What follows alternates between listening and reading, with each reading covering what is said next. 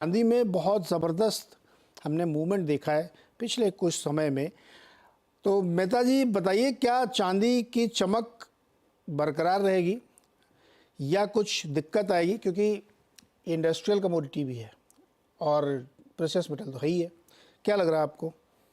सी चांदी एक जो भी रिसेंट रैली आई है वो चांदी में इंडस्ट्रियल डिमांड बढ़ने के कारण आई है। चांदी प्रेडोमिनेटली जो है वो एक इंडस्ट्रियल कमोडिटी है। जो ज्वेलरी और बर्तन का जो काम है वो एक छोटा पोर्शन है चांदी के कंजम्पशन के लिए। आज जो ऊपरी स्तर पे जैसे चांदी में कल 96,000 हिट किया था और आज वापस चांदी करीब 2,000 नीचे आई है। तो चांदी कभी भी एक वॉलेटाइल कमोडिटी है। तो करंट जो रेट चल रहे हैं उसमें ट्रेडर्स के लिए काफी अच्छा है कि वो ट्रेडर्स प्रॉफिट बुक कर सकते हैं, लॉस बुक कर सकते हैं। मगर इन्वेस्टर के लिए ये रेट पे इन्वेस्ट करना थोड़ा सा एक दिक्कत वाला काम हो सकता है, अनलेस वो रिस्क लेने को तैयार है। कहाँ तक जाएगी चांदी अगर मान लो रिस्क ले ले वो इन्वेस्टर? क्या भाव जाएगा इसका? सी चांदी में ओवरऑल स्ट्रेंथ अच्छी दिख रही है, ऊपर में लाख रुपए भी टच कर सकता है, मगर नीचे जाने में जगह काफी ज्यादा है। तो अनलेस स्टॉप लॉस के बिना अगर काम नहीं करेंगे चांदी में तो दिक्कत वाला काम हो जाएगा। मगर इन्वेस्टर्स के लिए मैं तो अभी भी बोलता हूँ चांदी से थोड़ा दूर रहिए।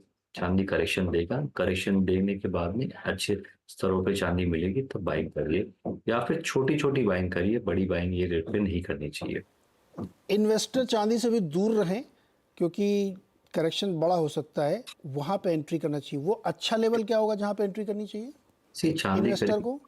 चांदी का इन्वेस्टमेंट अपने 86 से लेके 88,000 के स्तरों पे इन्वेस्टमेंट स्टार्ट कर सकते हैं। नीचे में चांदी 82 तक भी जा सकती है, कब जाएगी वो कोई नहीं बता सकता। ओके। मगर चांदी में ये रेटों पे इन्वेस्ट करना थोड़ा सा रिस्की बहुत ज्यादा है, तो इन्वेस्टर्स को ये रेटों पे दूर रहना चाहिए। ओके राहुल जी, एक बड़ी इंटरेस्टिंग बात आपने कही कि इंडस्ट्रियल डिमांड बहुत ज़्यादा है इस बार। कहाँ कहाँ से आ रही बहुत ज़्यादा डिमांड, मतलब किस तरह की इंडस्ट्री से, किस तरह की यूज़ केसेस से? चांदी जब इंडस्ट्रियल डिमांड की बात करते हैं तो रिन्यूएबल एनर्जीज में चांदी का काफी कंजम्पशन होता है, ईवी व्हीकल्स हो गए, सोलर पैनल्स हो गए। तो वो इंडस्ट्री से काफी काफी चांदी का कंजम्पशन होता है। तो ये तो राहुल जी बढ़ता ही रहेगा फिर। ये तो अभी तो पिक्चर शुरू हुई है ये सब ईवी और इन सब की। तो ये चीज तो पहले से ही थी, आज आज अपन ज्यादा सुन रहे हैं, मगर चांदी का जो ओवरऑल कंजम्पशन सोलर पैनल के अंदर नए वो तो कंटिन्यूस चल ही रहा था। नए यूज़ है ना, ईवी तो अभी शुरू हुआ है, ईवी सोलर अभी पैनल अभी शुरू हुआ है, तो यहाँ तो फिर अभी तो मतलब शुरुआत ही है एकदम। कंजम्पशन बढ़ेगा, डेफिनेटली चांदी का इंडस्ट्रियल यूज बढ़ेगा। मगर साथ में इन्वेस्टमेंट डिमांड भी तो कैचअप करना चाहिए, तब जाके चांदी को स्टेबिलिटी मिलती है। चांदी को स्टेबिलिटी मिलती है जब इन्वेस्टर पैसा डालता है, लंबे लंबे समय तक चांदी में बना रहता है, एक तब लास्ट पैसा क्वेश्चन, बनता है, तब ये जो चांदी चल। फाइनेंशियल इन्वेस्टर घुसते हैं तो फिर कमोडिटी में बहुत तूफानी ऊपर नीचे करते हैं, अभी घुसे हैं क्या चांदी में? जी चांदी में अगर आप देखने जाएंगे तो ईटीएफ में काफी अच्छा फ्लो हो रहा है। हाँ। ईटीएफ में जो इन्वेस्टमेंट्स हो रहा है वो फाइनेंशियल इन्वेस्टर ही है ज्यादातर। ओके, दबी जुबान आप कह रहे हैं कि माहौल बन रहा है बड़ी तेजी वाला। बहुत बहुत शुक्रिया राहुल जी हमारे साथ जुड़ने के लिए। अच्छा, अजय केड़े जी भी हमारे साथ जुड़े हुए हैं। अजय सर, आपका क्या व्यू बन रहा है? भाई, हमने दो तीन बातें की, तो इस पर आपकी क्या राय बन रही है? देखिए, सबसे पहले अगर हम बुलियंस की बात करें तो नो डाउट वॉलेटिलिटी काफी बढ़ रही है, जिस ढंग से इन्फ्लेशन के नंबर ड्यू है। लेकिन डॉलर इंडेक्स में पिछले 2 दिन में जो रिकवरी आई है, ये कहीं ना कहीं सोने चांदी का थोड़ा सा मिजाज खराब कराते हुए दिखाई दे रही है। बट मुझे लगता है कि फेड इंटरेस्ट रेट डेफिनेटली कटौती की तरफ ही बढ़ता हुआ दिखाई देगा, ईसीबी बीओई, जिसकी वजह से परपेचुअली थोड़ा स्ट्रांगनेस ही है।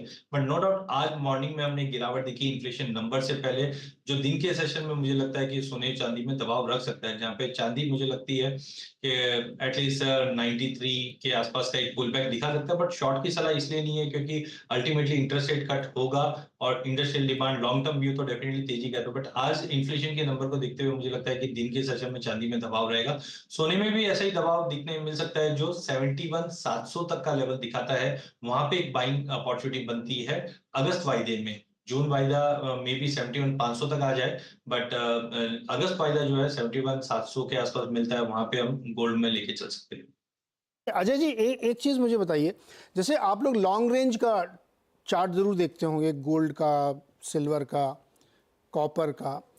दो कमोडिटीज़ पे मुझे लॉन्ग रेंज समझना है आपसे, एक कॉपर पर एक गोल्ड पर। क्या इसमें एक बड़े ब्रेकआउट्स दिख रहे हैं या ब्लिप है सिर्फ ये एक?